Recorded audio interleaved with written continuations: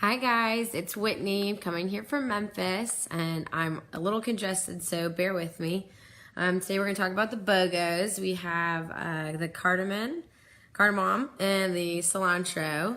And the cardamom's actually great for decongestion. So I've been using mine. I've had to dilute it with a little bit of water because I'm running low.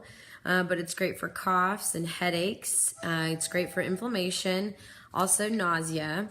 So you place a drop under your tongue or certain places for like your reflex points and any area of concern. Also, you massage it, with a little bit of coconut oil. This oil is great in your bath, and I also really like cooking with it, making a good curry.